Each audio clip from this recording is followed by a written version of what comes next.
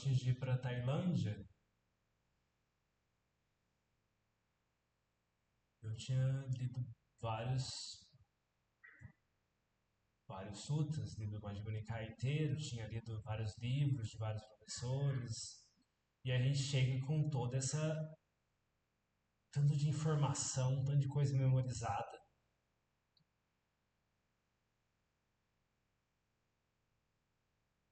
E aí não entende tailandês. Não entende tailandês ainda. A gente ouve a tradução das palestras. E aí tem meio que um choque de expectativa. Porque muita palestra não é sobre as coisas que a gente tinha lido. Muitas palestras são sobre coisas bem mais pé no chão. Bem mais tangíveis também, por outro lado.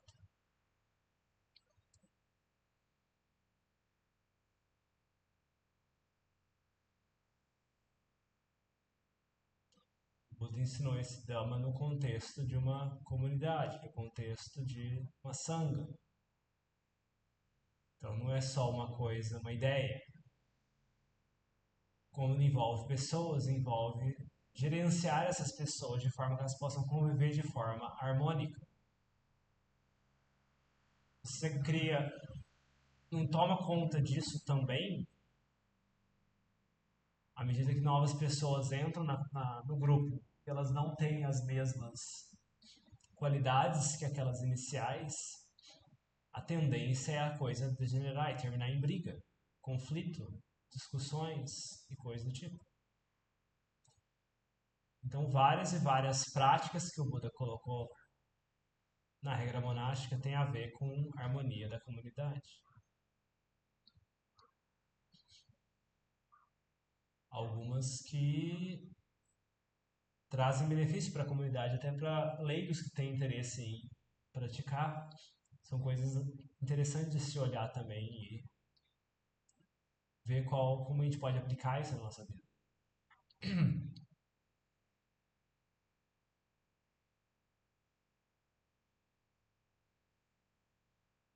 E pode parecer de forma de vista externo, né? Não é nada fantástico assim, né? Não é nada, ó, que incrível. Não é um poder psíquico de voar no céu ou transformar água em alguma coisa. Mas se a gente pega aquilo e pratica aquilo, a gente, com o tempo, é capaz de ver algum benefício daquilo. Mas que só julgando de fora, não, isso é uma prática boba, isso é uma prática grosseira. Pode parecer uma prática grosseira externamente, mas aquilo tem valor, tem uma coisa tangível, pé no chão, concreta e acessível para muitas pessoas, uma grande maioria das pessoas. Então, tem várias coisinhas, né? Por exemplo, muitas palestras, uma das coisas principais que rodava era ir nas reuniões obrigatórias, que era cântico da manhã, cântico da noite, ir no Pindapata, essas coisas básicas da rotina da vida, ir no horário dos trabalhos.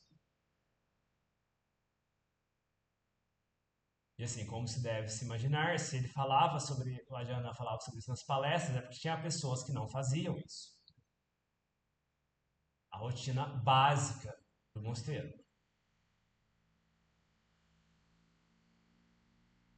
Se é uma rotina básica, se todos seguem, gera harmonia na comunidade, gera harmonia no grupo. Agora, se tem pessoas que não vão, começa a gerar conflitos. Ah, por que aquela pessoa não veio no horário do trabalho? Por que aquela pessoa não foi no Pindapata? Por que aquela pessoa não foi no Cântico da Noite? As pessoas geralmente preferem fazer o que elas querem, no horário que elas querem. Mas quando tem uma rotina, tem um horário, o que exige para cumprir esse horário? Quais qualidades do Dhamma são necessárias para cumprir o horário? Cumprir uma rotina?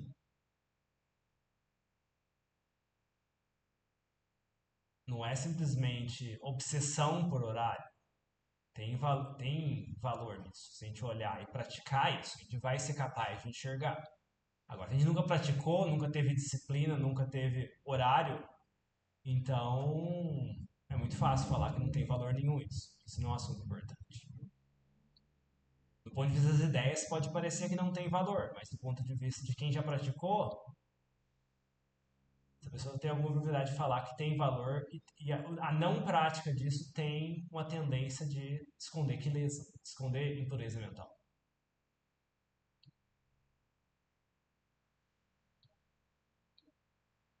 Então, assim, coisa de horário, né? Coisa de. Horário era um assunto também. Já, a gente, como brasileiro, a gente é mais condicionado nesse modo sabai sabai, que parecido também com os tailandeses, né? De, ah, não, a reunião é às 8, se eu chegar às 8 e 5 não tem problema. Ah, a reunião, a aula tá marcada às 8, chega às 8 e 10, ah, não tem problema, tá de boa. Não sou estressado. A gente tem uma associação, aí não sei de onde veio esse condicionamento. Mas assim, não, eu não vou me estressar para chegar no horário, eu chego de boa, eu chego depois. Será mesmo que a gente está sendo sábio em agir assim? Chegando depois, ou não se organizando para chegar no horário? Eu digo que eu também tinha essa delusão, né? Eu vejo hoje de outra forma. Eu vejo que a gente perde muito se a gente não cumpre o horário. Então, por exemplo, coisa de instrução que era passada, né? Por exemplo, o horário dos cânticos. O cântico começa a tal horário, você deve chegar no horário tal, não chegue atrasado. Se você vai chegar atrasado, não venha. Não venha. Então, assim, tinha essa questão de disciplina. Se você percebeu que você está atrasado, então não venha. Porque, imagina, tem toda uma audiência de leigos lá no mosteiro, aí os leigos já estão sentados lá faz uma hora, aí vai lá, chega um monge bonitão, que 20 minutos atrasado na sessão de meditação. O que os leigos vão pensar nessa pessoa? Treinamento monástico é sobre disciplina. A pessoa não consegue chegar no horário. Então, assim, o que as pessoas vão pensar a respeito? A gente está sujando a imagem da sanga, né, com o nosso comportamento destoando da maioria. Se todo mundo consegue chegar no horário para o cântico, né, por que a gente não consegue? O que está faltando? Né? E com relação ao Pindapata, por exemplo. Pindapata tem uma regra de um treinamento que é o seguinte: você está indo no Pindapata com vários monges. Tem um monge mais sênior que você. O monge mais sênior não vai esperar ninguém. Ele não vai esperar ninguém. Deu o horário combinado? Não. Combinado a gente vai sair 5h50 da pata. 5h50, se você não estiver lá, não estiver pronto, ele não vai esperar ninguém. 95% dos monges não vão esperar ninguém. Você acordou atrasado, você está lavando sua tigela, foi no banheiro. Ele foi. Você vai ter que correr para alcançar. Se você não alcançar, você vai chegar lá na casa do leigo e o leigo não vai ter nada para colocar na sua tigela. Aí de duas uma. Ou você vai, se você estiver tomando a prática de comer o que é oferecido, você não vai receber nada. Você vai ficar sem comer.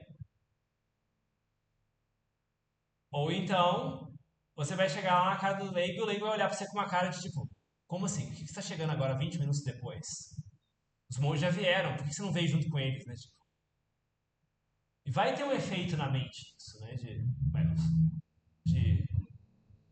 sentir-se mal. Porque você está destoando do grupo, né? O grupo faz as coisas em harmonia num certo horário. Aí a pessoa vai lá e não consegue seguir isso, né? Gera desarmonia, né? Tem efeito na mente isso. Então e assim, essa coisa de monge sênior esperando, né? Eu pratiquei isso muito como atendente do Ajahn Anan, né? Fui atendente dele por várias vezes, vários anos, vários anos. Tinha dias que eu estava no turno de atendente. E assim, quando você está como atendente, uma das suas tarefas é fazer as coisas de forma ágil, né? Então, assim, ter essa TI rápida também. A gente inicialmente treina essa TI de forma lenta, devagar, praticando, talvez com situações mais pacíficas e tal. Mas quando você faz o treinamento de upataque, você tem que treinar, você ter essa TI ágil também. Saber fazer as coisas com sati, mas também com agilidade. Não deixar os outros esperando. Por exemplo, uma tarefa que a gente tinha era, que eu fiz várias vezes isso, a gente tinha que lavar a tigela do monge Sênior, por exemplo. Então, você lavar a tigela, imagina, os monges comem juntos, quando toca o sino do monge Sênior, toca o sino, aí os monges começam a comer, e a expectativa de quando você está com a tarefa de cuidar da tigela de um monge sênior é você vai ter que receber a tigela dele quando ele terminar de comer. Ou seja, você tem que terminar de comer antes, você tem que sair do salão, tirar o seu assento, tirar a sua almofada, tirar a sua tigela para fora, deixar lá, estar pronto com os itens para receber a tigela do monge sênior, lavar as mãos deles ali na lixeirinha dele. Então, assim, você não pode estar preocupado com as velocidades que você vai comer. Você vai ter que comer rápido. Se você quiser cumprir essa tarefa, esse dever de monge novo. Você tem que comer rápido. Você aprende a comer rápido. Você aprende a comer mais rápido. Você aprende a abrir mão do prazer de ficar degustando alimentos. Você simplesmente busca, você se organiza na hora de pegar comida. Não. Essa comida aqui é muito difícil de comer. Exemplo, macarrão. Comer macarrão com colher, você não esquece. Se você não ataque, você não pode querer comer macarrão com colher. Você vai perder muito tempo. Tem que ser arroz, taca o leite de soja lá, mistura tudo com iogurte, mistura as frutas, folhagem é um negócio difícil de cortar, tem que... Não, simplifica. Negócio que é fácil de comer, já coloca, mistura com líquido, que aí já dá pra comer mais rápido, você consegue terminar no horário, você tá prontinho lá, e você não se sente mal quando o monge sênior terminou de comer, você tá lá pronto. Você sente que o seu dever está cumprido, você fez seu papel, você cumpriu sua tarefa. Agora, tá lá, a pessoa comendo devagar, no ritmo dela, o monge sênior terminou de comer, aí a gente chega atrasadão lá, já levantou do assento, a gente se sente mal. É um dever que o Buda colocou, um treinamento que o Buda colocou pro monge normal.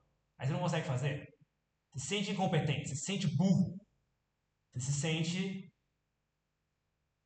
não cumprindo o seu trabalho. O que é útil para a gente aprender a melhorar, para a gente aprender a fazer mais e construir nossas qualidades mentais. Aí você vê, você tem que ter disciplina, tem que pensar antes, tem que se organizar. Opa, vou comer isso, não vou comer aquilo. Ó, o monge sênior tem que ficar vigiando também, ó. O monge sênior parece que está terminando de comer, então deixa eu abro mão. Não terminei de comer, tudo bem. Abro mão. Acabou minha refeição aqui, tem que terminar. Levanto. Acabou. Abro mão também. Abro mão de outras tarefas para poder cumprir o meu dever no horário. Dever no horário é, o monge acabou de comer, empurrou a tigela, você tá lá. Você não esperou nem 2 segundos, você tá lá atrás olhando, tipo, empurrou a tigela, você tá lá. Esse é o treinamento.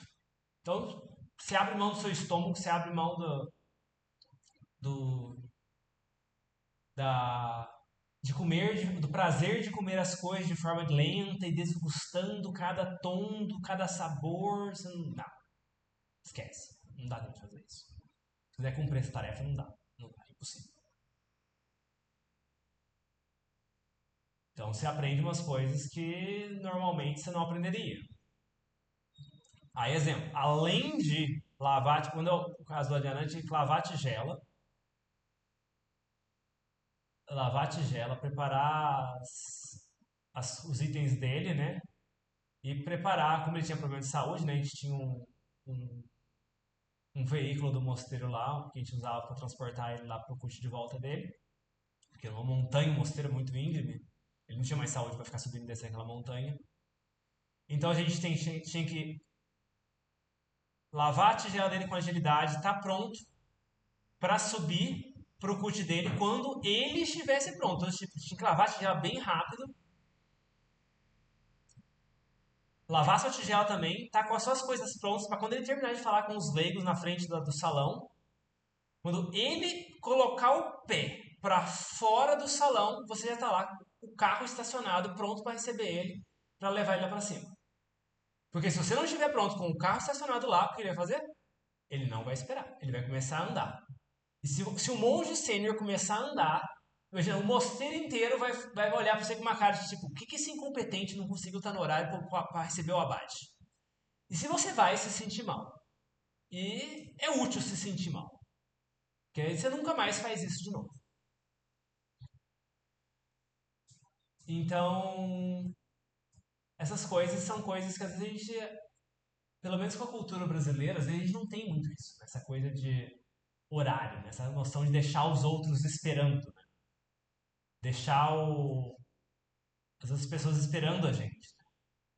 Mas assim, aí eu treinei nisso, né? Eu vejo muito valor nessa prática, né? Tipo, a gente aprende muito, né? Tipo, primeiro, abrir mão. Sei lá, eu queria. Se acordar um pouco atrasado, tem um horário do fim da pata lá. Eu queria ter escovado os dentes, queria ter lavado meu rosto. Não, esquece. Não vou deixar o monge sênior esperando. Eu abro mão disso. Tem que abrir mão de alguma coisa. Então você abre mão. Treina abrir mão também. Ser flexível, abrir mão. Treina disciplina, de se programar. Opa, amanhã tenho que fazer tal coisa em tal horário. Então, deixa eu programar hoje, ó, vou dormir mais cedo para amanhã eu conseguir acordar no horário. Não me atrasar. Você vê, tudo isso gera hábitos mentais saudáveis, né? De disciplina, né? Então, amanhã tem retiro, amanhã eu vou pro retiro, então não vou ficar na balada até 2 da manhã. Então, já teve casos de mini retiro aqui que eu vi dar e a pessoa possivelmente estava voltando da balada, né? Então, assim, meio contraditório, né? Gera conflito, né? Vai ser desorganização, né? Depois realmente tem sonolência e não sabe por quê.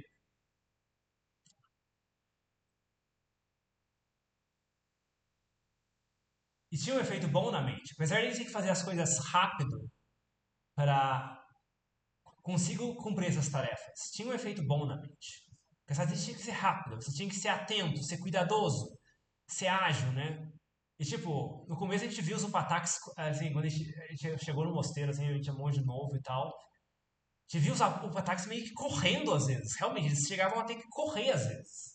Você fala, nossa, por que essa pressa toda, né? Mas depois, quando você tá na posição de um ataque, você entende. Não, realmente, isso é pra você ter um efeito na mente fazer dessa forma, né? A mente não tá.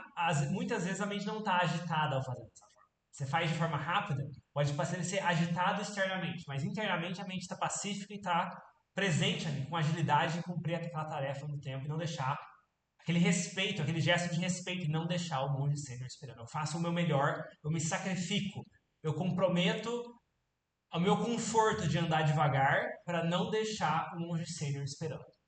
Porque o tempo dele deve valer mais que o meu. Então, assim, tem esse aspecto na prática. Então é muito interessante isso, né?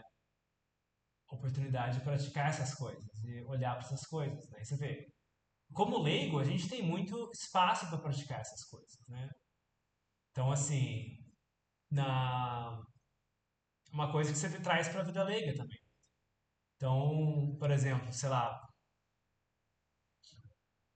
faculdade. A gente chega na aula no horário, a gente chega atrasado, a gente chega muitas vezes atrasado, tipo, eventualmente. Então, assim,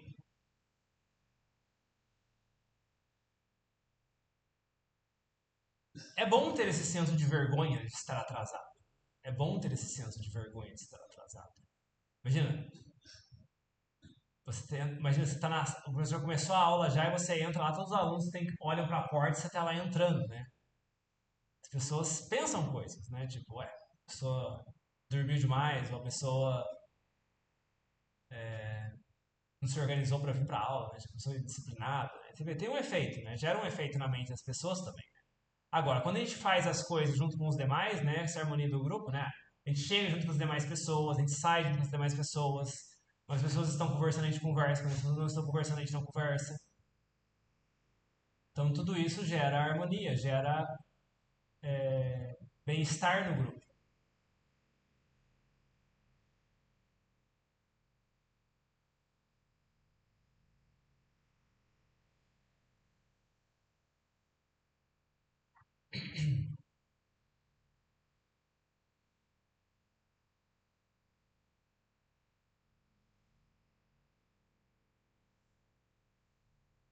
Então, se a gente não tem esse costume, né, fica o convite de olhar para esse ponto, né, a questão do horário, reuniões, né, tem uma reunião marcada a tal horário, a gente não, tá bom, a gente chegar, a gente tá atrasado, a gente correr para não se atrasar mais, talvez não seja o mais hábil, mas assim, vamos tentar praticar um pouco diferente. Primeiro, opa, tenho uma reunião a tal horário, me organizo, marco no meu calendário, tento chegar no horário. Agora, estou atrasado, tente fazer uma vez diferente. Em vez de entrar no modo, não, já estou atrasado, que se lasque, já estou atrasado, não vou ficar apressado, agoniado para chegar no horário. Então, quer saber do negócio? Vou tentar minimizar o meu atraso, então. Vou fazer um esforço para minimizar o meu atraso. Vamos ver se isso não tem efeito na mente. Porque a preguiça, ela gosta de entrar por um não, já estou atrasado, então que atraso mais. Vou fazer mais devagar ainda. Vão dar 2 vezes mais devagar. E aí o que está acontecendo? É a preguiça, né? É a preguiça que está escondida. A preguiça de querer agilizar, a preguiça de querer. Opa, estou atrasado, vou demonstrar respeito pelas demais pessoas. Vou fazer um esforço de minimizar meu atraso.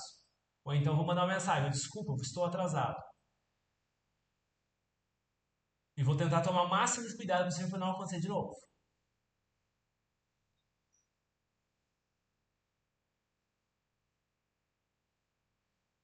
Então, assim, a gente já fez isso várias vezes, né? Então, vamos tentar fazer diferente uma vez que seja. Então, quando a Aquilesa falar, não, já estou atrasado, não vou me agoniar para. Não, não, não, peraí.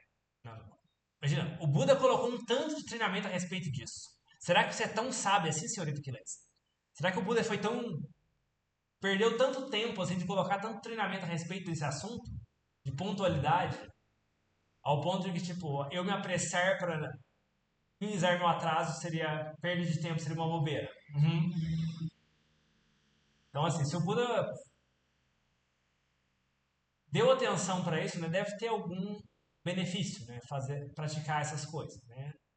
Óbvio que tem que achar o ponto de equilíbrio, né? Primeiro a gente vai tentar fazer isso, a gente vai se estressar também, não é o ponto de se estressar, mas assim, é o ponto de fazer um esforço físico com a mente em paz. Achar esse ponto de equilíbrio que a gente consegue fazer um esforço físico sem agitar a mente junto.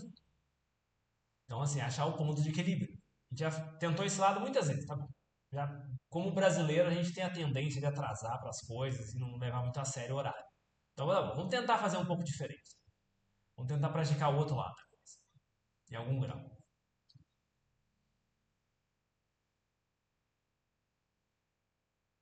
Então, você vê, na vida alegre né, tem um pouco. A coisa do Pin da Plata ainda se aplica um pouco, né? Tem motorista de Uber que não espera. Você deixou esperando 1, 2 minutos, o cara cancela. Mas assim, ainda assim tem. Às vezes a gente não aprende, né? Então, assim, talvez olhar para isso nesse contexto do Dharma talvez ajude, né? A gente pensar, opa, tô deixando um monge. Vamos pensar assim, né? Pode. Se fosse um monge sênior, eu deixaria esperando? Não. Então vamos lá, vamos tentar. Não receber a mensagem do motorista lá dando follow-up, cadê você? Não tô te achando. Então, assim, podemos praticar dessa forma. Vamos ver se não é útil praticar dessa forma. Tem alguém me esperando. Né? Porque a gente não. A coisa de ter uma pessoa esperando né, é uma coisa muito cômoda, né? Da pessoa que é muito rica, né? Tem um motorista particular que é paga para estar te esperando, né? É outro contexto, né? Agora, no contexto que as pessoas ganham por aplicativo por hora, né? Está também afetando a pessoa, né? A pessoa está parada ali na rua, a rua não é um lugar tranquilo, pode ter um assalto, pode ter alguma coisa, né? Então, a gente tem respeito pela pessoa também, né? A pessoa também tá no local de trabalho dela, o trabalho dela é na rua, é um lugar vulnerável. Ainda mais se já teve assalto na sua rua, teve caso de violência na sua rua. Por que você vai deixar o motorista correndo risco ali no carro dele, correndo risco de ser sequestrado, correndo risco de ser assaltado? E você não pode correr esse risco. Você está querendo pegar Uber para evitar o seu risco, mas você não tem meta no motorista também, que está na rua o dia inteiro. Então, também olhar para isso, né? A gente tem um lugar para trabalhar que não é na rua. Agora, quem trabalha na rua, como é que é? A pessoa está o tempo todo com medo, muitas vezes. Então, você vê, muitas vezes o treinamento é mais sobre coisas concretas, que às vezes nem dá tanta atenção. Né? Você vê, quando a gente pratica essas coisas, a gente começa a ver muito valor nisso. coisas que estão ali no pé no chão. E assim, coisas de harmonia social, né? Por exemplo, a gente tenta, faz um esforço de não gerar aversão nas demais pessoas, não fazer com que a nossa não causar aversão às demais pessoas, né? Isso se aplica tanto à questão de, por exemplo, o Buda colocou regras a respeito de higiene pessoal, né? Então, assim, é desrespeitoso, por exemplo, se o monge chegar fedendo para fazer perguntas pro mestre, né? Ele nem recebe você. Uma vez eu cheguei para fazer pergunta pro Adriana mesmo, né? Tipo, eu fui chegar depois do horário de trabalho, que eu tava meio suado, né? Que até é difícil achar um horário para falar com a Adriana. Aí eu cheguei lá, primeira pergunta que ele falou: Você já tomou banho? Ah, então vai tomar banho e depois você me procura. Então, assim, é o tipo de coisa que você fala assim: opa, você vê, do ponto de vista do Dharma teórico que você lê nos livros, não. O cheiro é não eu, o cheiro é irrelevante. Não, mas você vê, estava ensinando alguma coisa, né? É desrespeitoso você fazer isso. Né? É desrespeitoso chegar fedendo pro mestre fazer uma pergunta, né? Tudo bem. Pra gente pode ser que o cheiro não seja tão forte, mas para os tailandeses, o cheiro dos ocidentais, dos suor dos ocidentais é muito forte. Os tailandeses nem suam direito. Eles nasceram naquele país, naquele caldeirão de fogo lá. Então, assim, eles nem suam direito. Eles podem comer comida apimentada que nem sua. Agora, o ocidental, tipo, virou o sol, assim, já tá, tipo...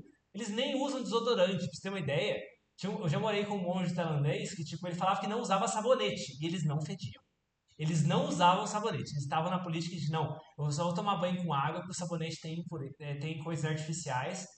E não, eu vou só limpeza natural. E, tipo, eles não fediam. Agora, vai você ocidental ficar sem tomar banho por 3 dias. Você vai ficar podre. Vai ficar podre. Então, assim, ao ponto de que alguns monges recebiam um presentinho dos outros monges, ó, tão desodorantezinho. Recebia esses presentinhos, tão sabonetezinho. Tinha essas indiretas, né? Então você vê. Aí veio a pandemia também. A pandemia ensinou a gente várias coisas de saúde, né? Por exemplo, limpar as mãos com álcool em gel, a questão de espirrar, né? Por exemplo, a gente como sobrevivente da pandemia, né? Muita gente não sobreviveu, né? A gente como sobrevivente deveria passar os bons hábitos que permitiram a gente sobreviver adiante. Então, assim, aquelas coisas como tossir no cotovelo, ou tossir cobrindo a boca, né? Então, assim, é um bom exemplo que a gente passa para frente, né? Porque se tiver alguma outra coisa parecida, as pessoas vão, pô, tem um exemplo aqui, vamos fazer desse jeito. As pessoas são sobreviventes da pandemia, né? Então vamos seguir o que elas fazem, né? Talvez seja bom isso. Então, assim, ter esse Grenjai, chama isso também de Grenjai, né? Essa consideração pelos outros, né?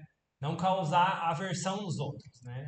Então isso também entra na mesma categoria, né? Deixar os outros esperando, a questão de atraso, questão de por exemplo, a sujeira do nosso corpo incomodar os outros, né? Por exemplo, se a pessoa não toma banho, se a pessoa espirra de forma descontrolada, ou então se a pessoa não limpa uma sujeira que ela fez, não lava o copo que ela usou para beber água e coisa do tipo.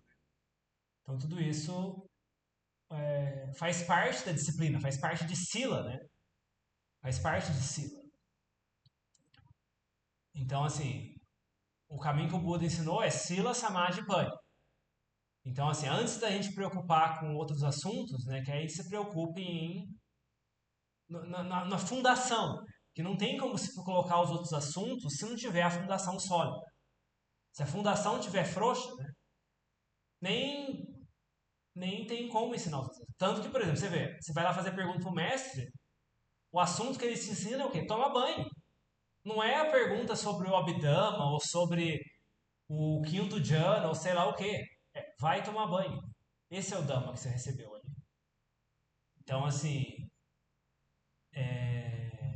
você vê, às vezes o Dhamma está mais perto do que a gente imagina. A gente precisa levar umas chacoalhadas para a gente acordar. Que, opa, tá aqui embaixo. Opa, vamos focar nisso aqui primeiro. Vamos focar na fundação. Olha para o prédio aqui que estão levantando aqui do lado. Quanto tempo que eles estão nessa situação aqui só tem terra? Terra e esses guindastes gigantes. Eles estão fazendo o quê? Estão fazendo fundação. Porque para construir um prédio de 20 andares que eles vão construir aí, se uma fundação não estiver boa, não levanta.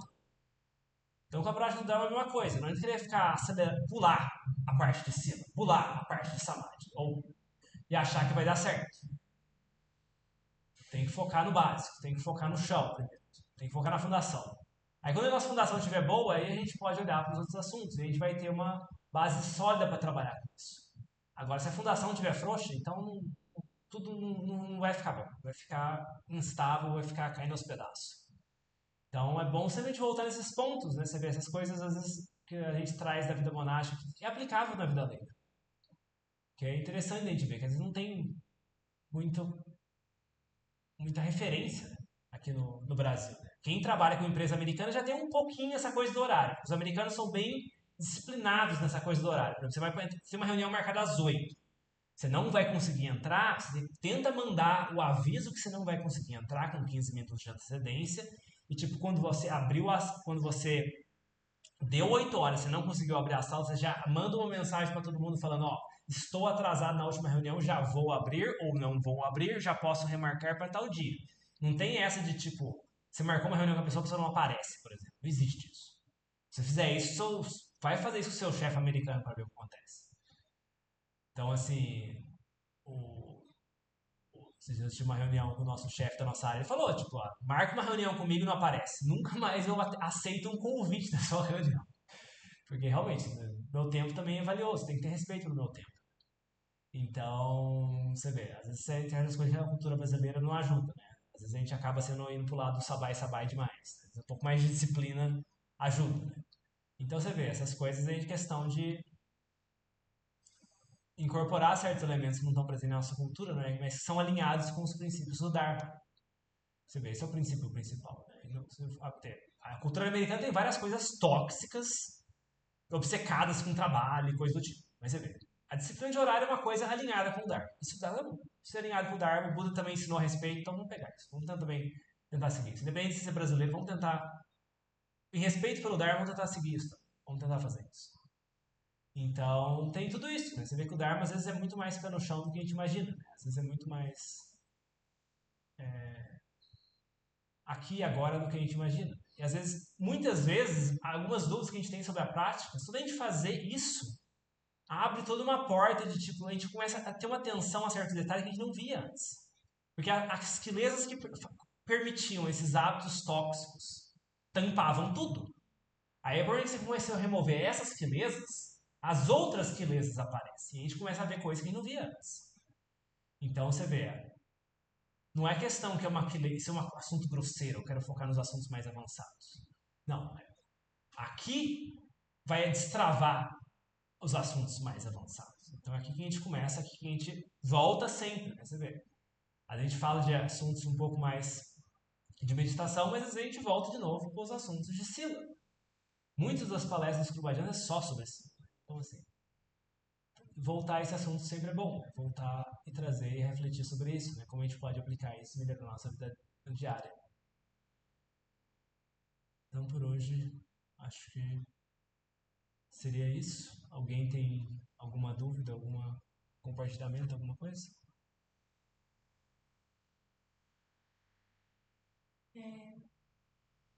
É, curioso, assim, esse tipo de coisa.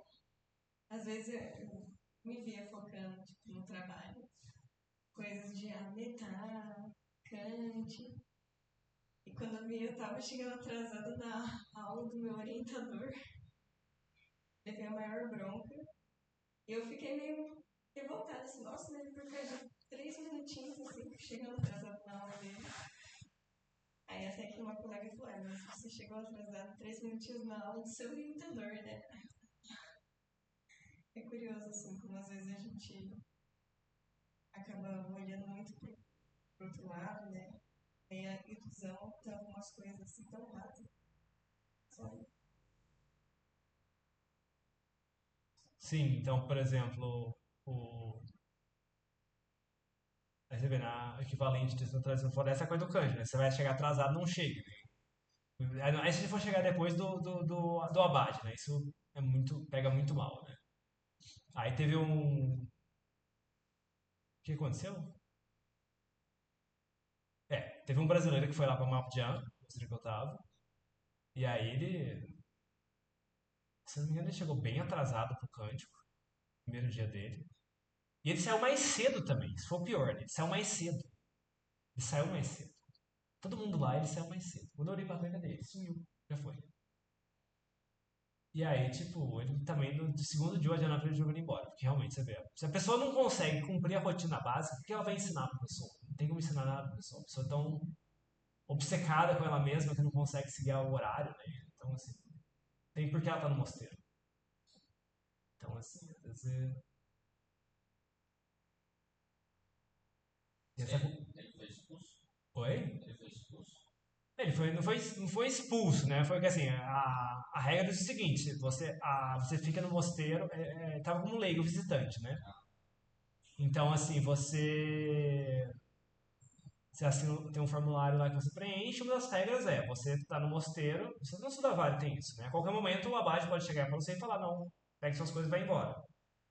E assim, uma das coisas que condiciona esse tipo de medida é a pessoa não seguir o horário, não seguir a rotina, não gerar conflito com a harmonia do grupo, né?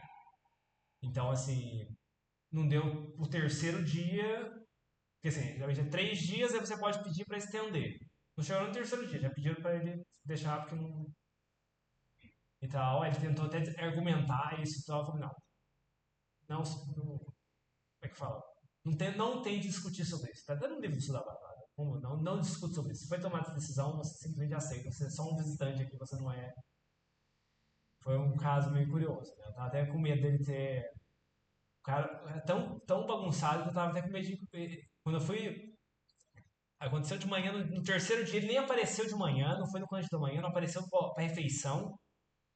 Aí eu fui na cabana que ele tava.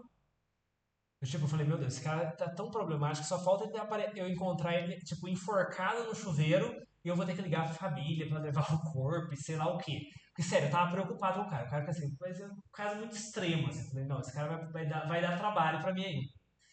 Mas sorte que não foi a tal ponto, né? Chegou a tal ponto, mas foi uma pessoa muito complicada. E, tipo, muito obcecada nas ideias, né? Exemplo, o... ele saiu mais cedo e, por exemplo, no mosteiro tem o resto dos 8 preceitos, né? Então você não come à noite, né? Mas aí ele comeu à noite na cabana dele, comeu à noite na cabana dele, com a desculpa de que ele tinha que tomar um remédio. Mas assim, qualquer pessoa familiarizada com mosteiro e com essas coisas sabe que, por exemplo, nessas ocasiões você pode usar os itens permitidos, né? Tipo queijo, chocolate amargo dentro do mosteiro. Eles são permitidos como tônicos à noite. Você não comer comida sólida, né? É algo que seja permitido. Aí ele não, ele comeu um pacote de bolacha. E aí, curiosamente, né, o Adjanan, que tem vários casos de histórias de habilidade de lementes dele, no dia seguinte, quando ele encontrou com o Adjanan lá embaixo, o Adjanan, a primeira frase que falou pra ele foi: Você comeu algo ontem à noite? Então, assim, tipo, você vê, no dia seguinte já foi pedir pra ir embora. Né? Você vê, a pessoa não tá seguindo as regras, os preceitos básicos, não tá seguindo o horário, né? Tipo, qual o propósito da pessoa estar no mosteiro? Então, assim, gera bagunça, né? Gera caos. Né? Você vê, deu trabalho pra mim também, né? Tipo, imagina, eu tava como responsável pelo visitante, tipo, eu tava lá embaixo, mas eu tive que ir lá em cima saber, imagina, uma região mostrando que é uma montanha, né? Tipo, sei lá, maior, deixa eu ver, daqui na Paulista é mais. Como se fosse 2 vezes essa altura daqui na Paulista, né? Eu tava lá embaixo, na parte onde a gente volta do Pindapata, eu tive que subir lá em cima, depois do Pindapata, pra ver se o cara tava vivo, se ele tava, o que aconteceu com ele, que ele não desceu. E aí, tipo, falar pra ele arrumar as coisas dele pra ir embora. E aí, tipo, se descer de novo, você vê. Deu trabalho, tipo, o cara não teve, você vê, compaixão também pela comunidade, né? Você vê, uma pessoa que não segue a rotina, né, dá trabalho pra comunidade, né? A pessoa, imagina, mobilizou um monge de ter que ir lá, de subir lá de baixo, parar o que ele tava fazendo, não poder meditar, não poder ajudar na cozinha, pra poder ir lá ver onde tá o bonitão e pedir pra ele ir embora. Então, assim, dá trabalho, você vê, incomoda os outros, tá? Então, assim, a gente tem que ser mais discreto, né? O pessoal que segue a rotina não tem nenhum problema, geralmente não fica uma semana, não tem problema. A pessoa que não segue a rotina geralmente é um sinal de alarme que vai dar algum problema. Algo mais? Que hábitos você acha que devem ser priorizados? Ou então, quais hábitos trazem mais retorno em sabedoria ou bem-estar? Não sei se essa é uma pergunta muito complexa. Aí é bem vasta essa pergunta. Questão que, tipo, geralmente o que ajuda é focar no que a gente tem mais, tipo, onde estão os nossos pontos fracos, né? Então, assim, existe uma capacidade de autoavaliação também, que às vezes a gente não tem capacidade de ver nossos pontos fracos. Mas, assim, às vezes a gente tem um feedback de outras pessoas que convivem com a gente que elas às vezes apontam algumas coisas, né? Às vezes pode ser que não goste do que a gente ouve dessas pessoas, mas talvez aquilo tenha apontado algum ponto fraco nosso. Então, talvez olhar um pouco para isso, né? Tipo, tá, tenho capacidade de me avaliar? Tá bom. Qual o ponto da minha prática que eu escorrego mais? Tipo, é questão de tenho muita raiva, ou tenho muita cobiça, ou tenho mais. Pensa nos 5 obstáculos, né? Que é um framework bem interessante de trabalhar. Né? Prazeres sensoriais, raiva, agitação, sonolência ou dúvida. Qual dos 5 é o que mais me atrapalha? E aí a gente foca em alguma coisa para contrapor isso. E aí, tá bom, a gente vai contrapor isso. Tá bom, o problema era preguiça, o problema era acordar cedo. Ok, conseguimos vencer a questão de acordar cedo. Ok, e agora? Tem alguma. A preguiça continua em algum outro grau mais refinado? Ou agora outro obstáculo para ser o principal? Então, passou a ser a raiva agora. Vamos focar na raiva. Ou então, tem uma preguiça mais sutil aqui. Então vamos podar essa preguiça mais sutil agora. E aí você vai trabalhando com o que você está no seu radar como prioridade. Né? Ou basear no feedback de outra pessoa que você convive, que você flash também com sabedoria, não. Aquela pessoa falou, não, aquilo não se aplica. É que nem você é chamado de cachorro. Você olha para trás e você não vê um rabo. Então, é comigo que a pessoa está falando. Agora, se a pessoa realmente fala que você é um cachorro, você olha para trás e você vê um rabo, é comigo mesmo que está falando. Então, tem que focar, talvez tem que focar nisso mesmo. Então, duas formas. Por esse lado, é uma coisa que é aplicável para cada um. Né? Cada um tem um nível diferente desses obstáculos. Né? Então, a gente foca no que está mais evidente. Né? Mas assim, o que eu digo, acho que é mais útil foque naqueles pontos fracos, né? Que dali melhora o resto.